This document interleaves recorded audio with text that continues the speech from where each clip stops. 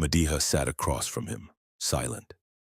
The man's hands shook so badly the paper in his grip kept folding in on itself. He smoothed it against his knee over and over, like control could be forced into existence. "My son," he said, voice already breaking.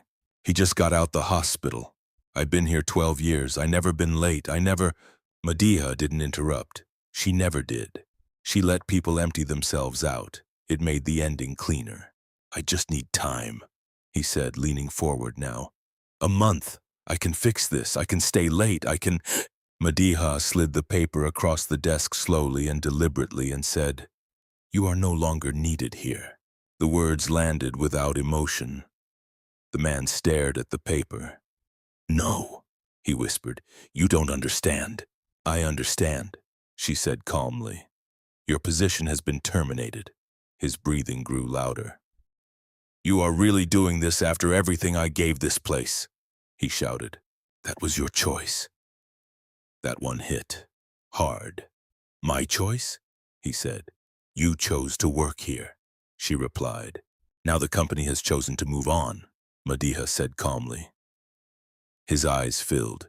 "You do not even care?" he asked. "I do not," Madiha replied. Silence. Heavy. Final. "I don't know how I'm going to take care of my son," he said quietly. Madiha didn't blink. "That's not my problem." Something inside him collapsed. He stood slowly unsteady, holding the paper like it weighed too much. "You're cold," he said. Madiha said nothing. He walked out, didn't look back. The door closed. Madiha exhaled once. Reset. "Next!" The next one came in already crying.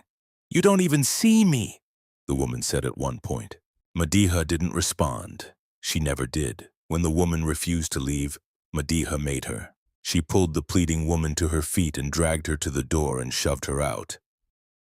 Madiha sighed and closed the door behind her. She sat back down, adjusted the papers, called the next name. Her face never changed. That's why they trusted her.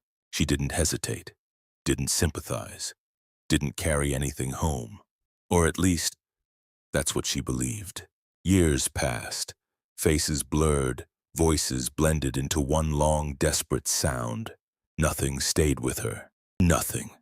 Until the day she sat on the other side of the desk. Same room, same chair. "You're no longer needed here." The words were identical, flat and final. Madiha nodded. She did not beg, didn't argue, didn't cry.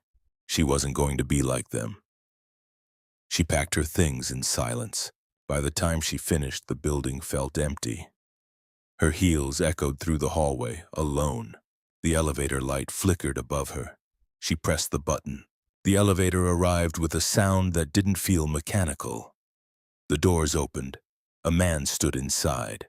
Still, calm, wearing a kufi, beard resting against his chest, he smiled. Not warm, not cold, just there.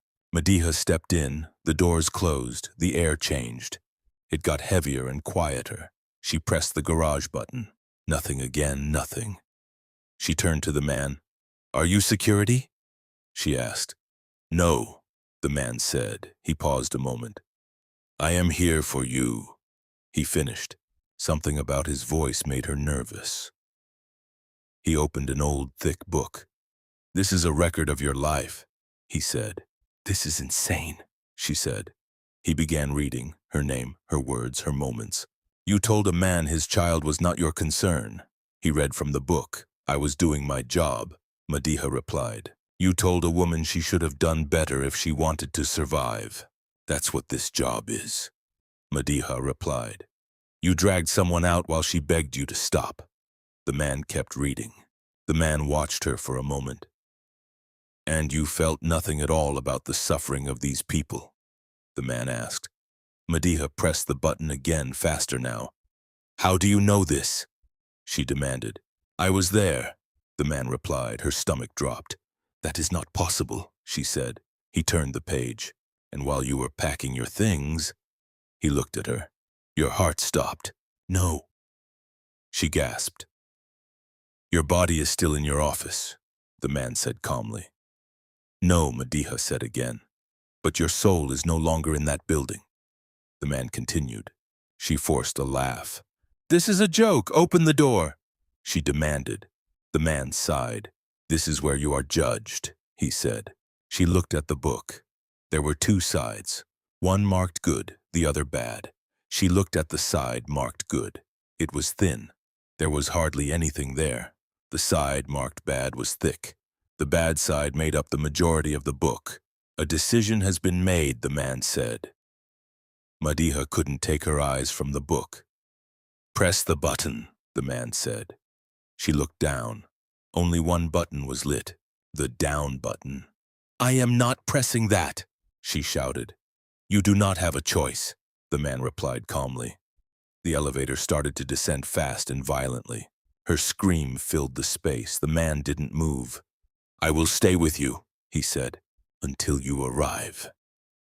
The elevator stopped.